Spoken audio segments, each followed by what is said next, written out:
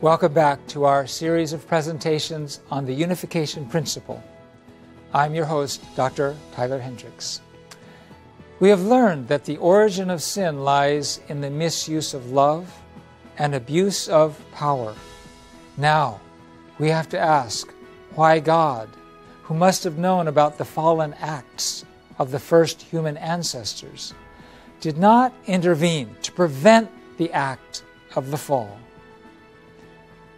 If God had stepped in at the moment before the first human ancestors fell, it seems like there would have been no fall and humankind would not have to live in pain in the midst of crimes and wars. Was the fall of man part of God's plan? If so, of course he wouldn't have blocked it. But did God want all of this suffering and evil and terrible history to take place? Did he want that? This is one of the most important unsolved mysteries of the ages. Let me set the record straight. From the unification point of view, the human fall was not God's plan. If it were his plan, why would God have given the commandment not to eat from the tree of the knowledge of good and evil, warning them that they would certainly die? We have studied why and how God created the universe and human beings. Did he give them that commandment just to watch them disobey it because he knew they were supposed to, and then punish them for it? What kind of parent is that? God put no place for evil into his plan. God only created goodness.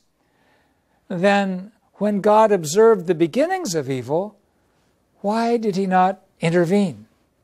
The answer will tell us also why God did not intervene at any time since the fall, or even today.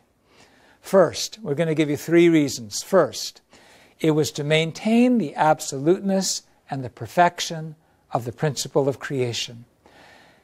In accordance with the principle of creation, God created human beings in his image with the character and powers of the Creator, intending that we govern over all things as God governs over us.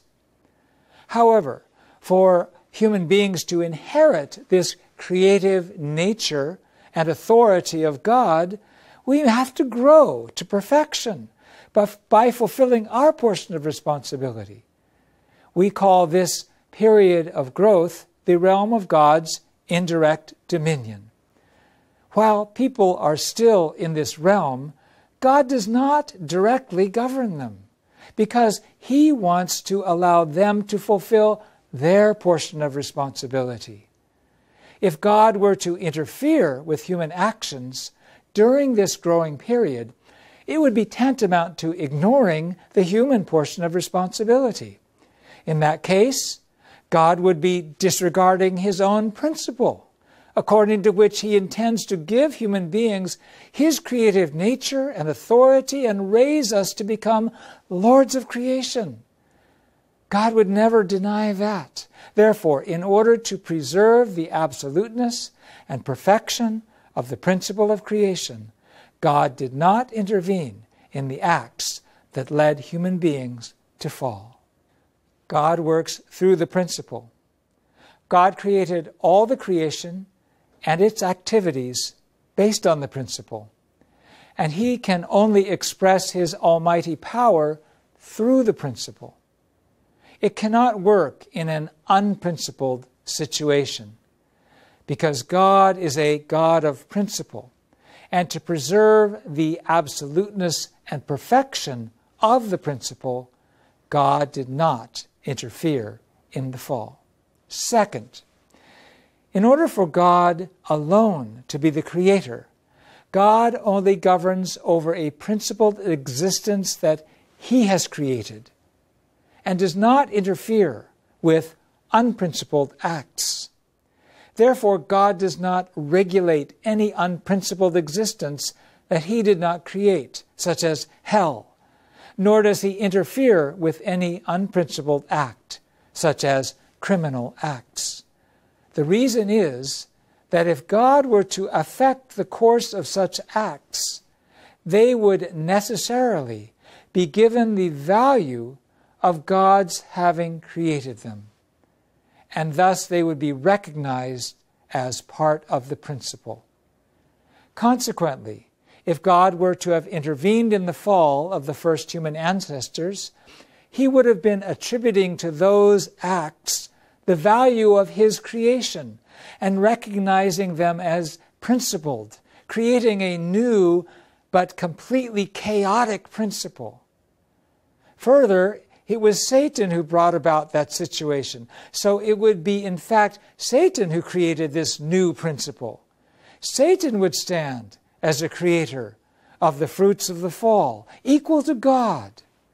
Therefore, in order for God to remain the only creator, he did not intervene in the human fall.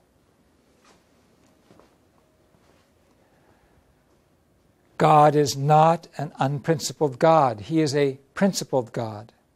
Satan, or an evil spirit, or an unprincipled criminal have nothing to do with God. These things cannot be part of God's creation. When it comes to unprincipled crime, because it is in the human portion of responsibility, God has to keep silent. God watches the unprincipled criminal acts while feeling tortured, miserable, so sad we can't even imagine. During the growing period, God only intervenes based on the results of our words and actions, for which we take responsibility.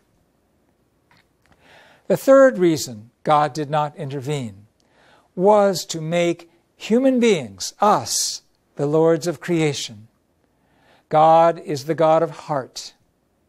God's heart takes substantial joy in his human man, woman, boy, girl, object partners. The creation is a symbolic object partner of God's heart. All things are the direct object partners of human beings.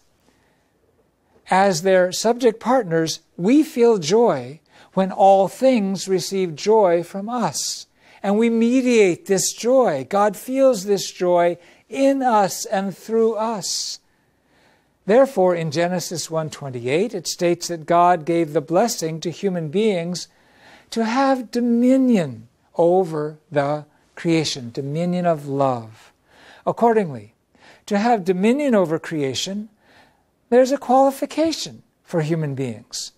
Human beings cannot be subject partners to the creation while in a position equal to the creation. God is qualified to govern us because he is our creator. Likewise, for us to gain the qualifications to rule all things, we must possess the appropriate character and power of creators by becoming co-creators with God. In order to give us creatorship and make us worthy to govern all things, God has human beings perfect ourselves by accomplishing our own portion of responsibility until the end of our growing period. If God were to rule directly and control the lives of human beings who are still in the state of immaturity, they would never fulfill their responsibility. They would never receive God's full creative nature and assume the position of dominion over the creation.